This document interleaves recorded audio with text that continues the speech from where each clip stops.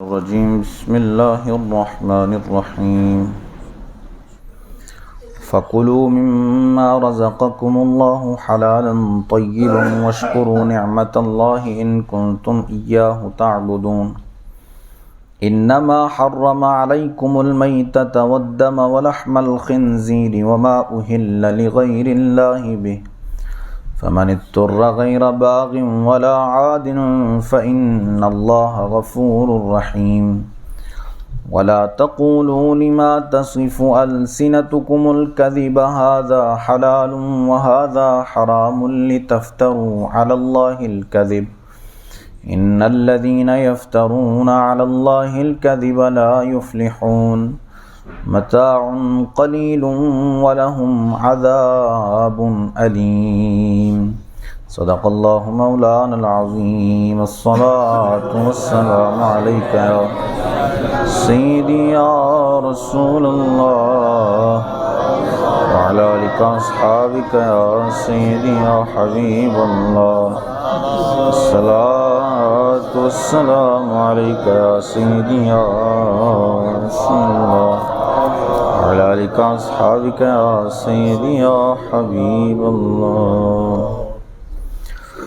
فكلوا مما رزقكم الله حلالا طيبا تو اللہ کی دی ہوئی روزی حلال پاکیزہ کھاؤ واشکروا نعمت اللہ اور اللہ کی نعمت کا شکر کرو ان کنتم ایاہ تعبدون اگر تم اس کی عبادت کرتے ہو انما حرم علیکم المیتہ تم پر تو یہی حرام کیا مردار والدم اور خون ولحم الخنزیر اور سور کا گوشت وما احل لغیر اللہ بہ اور جس کے ذبح کرتے وقت غیر خدا کا نام لیا گیا ہو فمن اضطر غیر باغ ولا عاد پھر جو لاچار ہو نہ خواہش کرے نہ حد سے بڑھے فإن اللہ غفور الرحیم تو بے شک اللہ بخشنے والا مہربان ہے۔ اس آیت میں اللہ عز و جل نے یہ حکم ارشاد فرمایا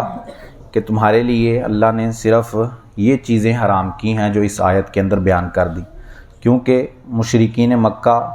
کی کچھ چیزیں ایسی تھیں وہ خود اپنی طرف سے جو ہے وہ انہیں حرام سمجھا کرتے تھے، جیسے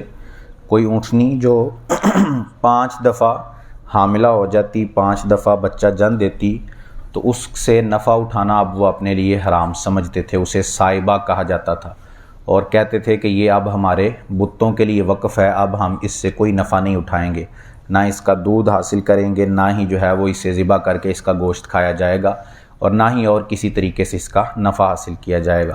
تو اللہ عز و جل نے فرمایا کہ یہ جو انہوں نے چیزیں حرام کی ہیں یہ اللہ عز و جل کی طرف سے حرام کردہ نہیں ہیں، اللہ نے تو صرف وہی چیزیں حرام کی ہیں جو یہاں اس آیت کے اندر بیان کر دیں۔ میتہ مردار یعنی جو جانور مر جائے اس کو حرام کیا،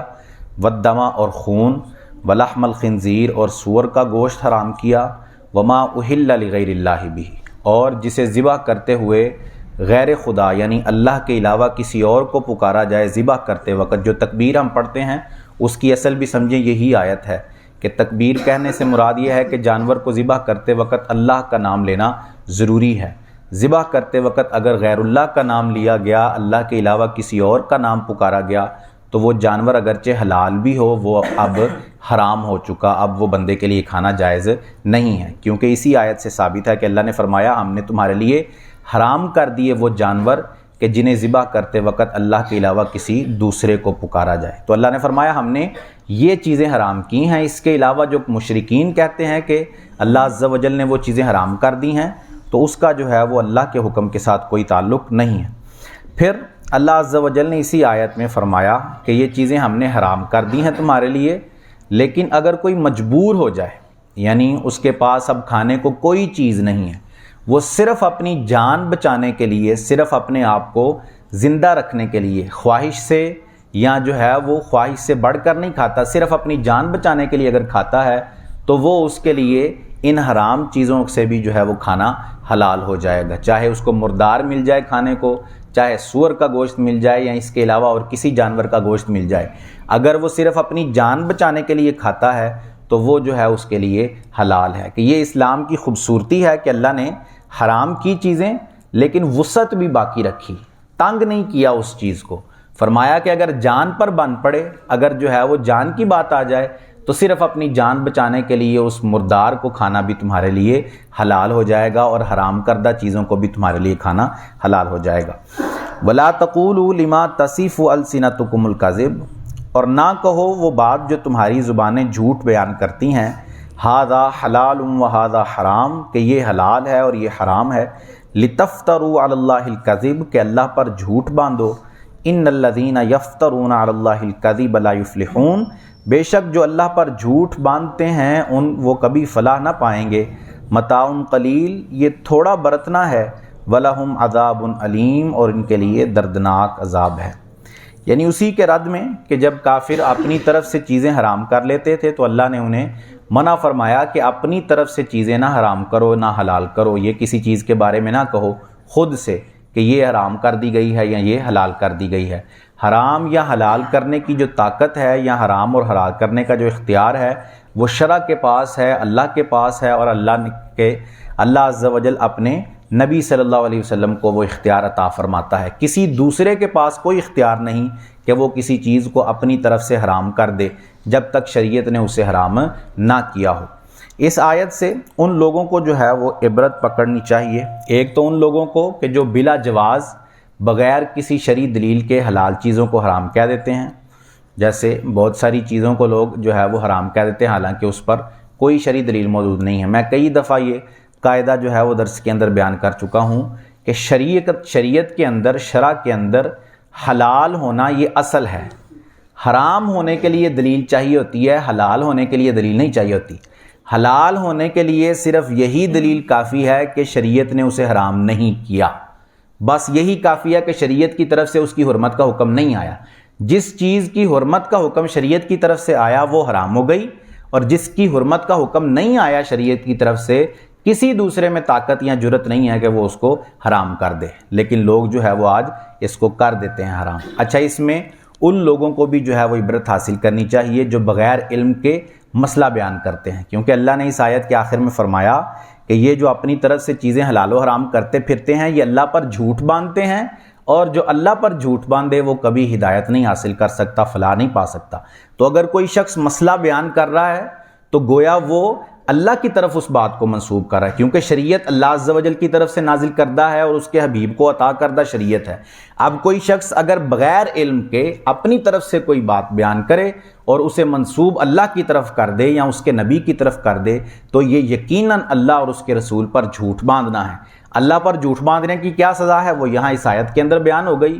کہ جو اللہ پر جھوٹ باندھے وہ فلاح نہیں پا سکتا، کامیاب نہیں ہو سکتا، اور جو نبی پر جھوٹ باندھے اس کی سزا خود رسول کریم علیہ الصلوۃ والسلام نے بیان کی ہے کہ جس نے مجھ پر جھوٹ باندھا جان بوجھ کر، معلوم ہے اسے کہ یہ بات غلط ہے لیکن پھر بھی میری طرف منسوب کر رہا ہے، جان بوجھ کر جھوٹ باندھ رہا ہے، تو اسے چاہیے کہ وہ اپنا ٹھکانہ جہنم کے اندر بنائے، وہ بندہ جہنمی ہو جائے گا جو رسول کریم علیہ الصلوۃ والسلام پر جھوٹ باندھے گا۔ تو ہمارے ہاں بہت سارے مفتی جو ہے وہ پیدا ہو جاتے ہیں اور بغیر علم کے مسائل بیان کرنا شروع کر دیتے ہیں، اور خاص کر ان دنوں کے اندر جب رمضان کا موقع آتا ہے تو اس طرح کے لوگ بہت سارے نکل کر آتے ہیں، اور آج کل چونکہ سوشل میڈیا کا دور ہے تو اس پر کسی کو کیا پتہ ہوتا ہے کہ پیچھے کون ہے آئی ڈی کے، ہر کوئی جو ہے وہ بیٹھا اپنی طرف سے مسائل بیان کر رہا ہوتا ہے اور لوگ اس کو سن رہے ہوتے ہیں، اس کو اچھا سمجھ رہے ہوتے ہیں، حالانکہ کوئی دلیل نہیں ہے۔ اب آپ مسائل جب سنیں گے اس کے تو آپ جو ہے وہ دنگ رہ جائیں گے کہ کس طرح کے مسائل بیان کرتے ہیں لوگ جو ہے وہ سوشل میڈیا پر بیٹھے ہوئے۔ مثال کے طور پر ایک ویڈیو میں نے دیکھی کہ اس میں وہ بیان کر رہے ہیں حضرت صاحب کہ چند ایسی چیزیں جو چند ایسی سنتیں رسول کریم علیہ الصلوۃ والسلام کی جو بھلا دی گئی ہیں، اور وہ سنتیں گھریلو معاملات سے تعلق رکھتی ہیں، یعنی اپنی بیوی کے ساتھ، اپنی زوجہ کے ساتھ جو ہے وہ تعلق رکھتی ہیں وہ سنتیں۔ اب وہ بیان کیا کر رہے ہیں معاذ اللہ، کہتے ہیں ایک سنت یہ ہے کہ اپنی بیوی کے ساتھ اکٹھا غسل کرنا، یہ رسول کریم علیہ الصلوۃ والسلام کی سنت۔ معاذ اللہ اس طرح کی باتیں رسول کریم علیہ الصلوۃ والسلام کی طرف منسوب، حالانکہ جس حدیث سے وہ استدلال کیا جاتا ہے اس حدیث میں کہیں بھی ایسے الفاظ نہیں ہیں، وہاں صرف یہ الفاظ ہیں۔ سیدہ عائشہ بیان کرتی ہیں کہ رسول کریم علیہ الصلوۃ والسلام غسل فرمایا کرتے، آپ کے غسل کے بعد جو پانی بچ جاتا اس بچے ہوئے پانی سے میں غسل کر لیا کرتی تھی۔ کہیں کسی حدیث میں اس بات کا تذکرہ نہیں ہے، لیکن بیٹھے بیان کر رہے ہیں لوگ اور لوگ سن بھی رہے ہیں اس بات کو۔ تو یہی جو ہے وہ نبی اکرم صلی اللہ علیہ وسلم پر جھوٹ باندھنا ہے، اور حضور پر جھوٹ باندھنا گویا اللہ عز و جل پر جھوٹ باندھنا ہے، اور جس نے اللہ پر جھوٹ باندھا اس کا بیان کر دیا گیا، ان الذین یفترون علی اللہ الکذب لا یفلحون، وہ کبھی بندہ فلاح نہیں پا سکتا، کامیاب نہیں ہو سکتا وہ بندہ جو غلط بات رسول کریم علیہ السلام کی طرف یا اللہ عز و جل کی طرف منسوب کرے۔ تو مسئلہ بیان کرنے میں، کوئی بھی شریعت کی بات بیان کرنے میں ہمیشہ احتیاط سے کام لے، کبھی بھی جو ہے وہ بغیر علم کے، جب تک پکا یقین نہ ہو کہ یہ واقعی شرع کی بات ہے تب تک بیان نہ کریں۔ بعض اوقات ہوتا ہے کہ ہمارا چونکہ جو ہے وہ حلیہ مذہبی ہوتا ہے، ہم نے چونکہ داڑھی رکھی ہوتی ہے، ہم نے چونکہ امامہ پہنا ہوتا ہے، ہم نے ٹوپی سر پہ رکھی ہوتی ہے، داڑھی سفید ہو چکی ہوتی ہے، تو ہم شاید سمجھتے ہیں کہ اگر میں اس کو مسئلہ بیان نہیں کروں گا تو شاید جو ہے یہ مجھے جاہل سمجھے گا۔ کسی نے مجھ سے اگر پوچھ لیا ہے تو ہمیں نہ کہتے ہوئے بڑی شرم آتی ہے، نہ نہیں کہہ سکتے، اس کو کہہ نہیں سکتے کہ مجھے جو یہ مسئلہ نہیں آتا، ہم سمجھتے ہیں شاید ہماری بے عزتی ہو جائے گی۔ حالانکہ امت کے بڑے بڑے امام کہ جب ان سے مسئلہ پوچھا جاتا اور انہیں نہ آتا وہ مسئلہ، پتہ نہ ہوتا، معلوم نہ ہوتا، تو وہ ڈائریکٹ منہ پر کہہ دیتے کہ مجھے یہ مسئلہ معلوم نہیں ہے۔ حالانکہ اس قدر اونچے مرتبے والے امام سیدنا امام اعظم ابو حنیفہ رحمۃ اللہ تعالی علیہ، کئی مسائل کے اندر آپ جو ہے وہ فرما دیا کرتے لا ادری، مجھے نہیں پتا اس کا، میں جانتا نہیں اس بات کو۔ تو یہ کوئی شرم کی بات بھی نہیں ہے کہ اگر کوئی بندہ جو ہے وہ کسی بات کو نہیں جانتا تو یہ کوئی شرم کی بات نہیں ہے کہ بندہ منہ پر کہہ دے کہ نہیں مجھے پتا۔ لیکن شاید اب ہم نے حلیے کا جو ہے وہ لحاظ کرتے ہوئے کہ چونکہ میں نے مذہبی حلیہ اختیار کیا ہوا ہے تو اگر مجھ سے کسی نے پوچھا اور میں نے اسے نہیں بتایا تو یہ تو میری بے عزتی ہو جائے گی، یہ تو جو ہے مجھے جاہل سمجھے گا۔ ہر کسی کو ہر مسئلے کا علم ہو ایسا ہرگز نہیں ہو سکتا۔ تمام علوم کی جامع یا سب کچھ جاننے والی ذات صرف اللہ عز و جل کی ذات ہے، اس کے علاوہ ہر کسی کو تمام باتوں کا علم ہو ایسا ہو ہی نہیں سکتا۔ تو اگر کوئی بندہ کہہ دے کہ مجھے نہیں معلوم تو اس میں کوئی حرج نہیں ہے۔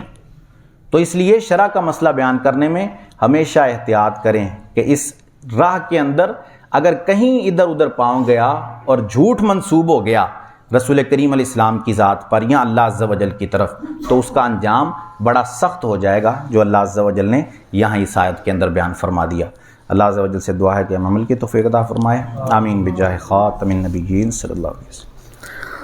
اللہم صلی علی سیدنا مولانا محمد مبارک وسلم علیہ۔ اللہم انت السلام ومنک السلام وتبارک یا ذا الجلال والاکرام۔ مالک کریم عز و جل نماز فجر ادا کرنا، درس کرنا، سننا اپنی بارگاہ میں قبول فرما۔ نماز کی غلطیاں، درس کی غلطیاں اپنے فضل و کرم سے معاف فرما۔ ہم سب کی، ہمارے والدین کی، رسول کریم علیہ السلام کی، ساری امت کی مغفرت فرما۔ ہم سب کو خلوص و استقامت سے 5 وقت باجماعت نماز پڑھنے کی توفیق عطا فرما۔ ہم سب کا خاتمہ بالایمان فرما۔ ہم سب پر اپنی نظر رحمت فرما۔ وصلی اللہ تعالی علی حبیبہ سیدنا و مولانا محمد وعلی آلہ واصحابہ اجمعین برحمتک یا ارحم الراحمین۔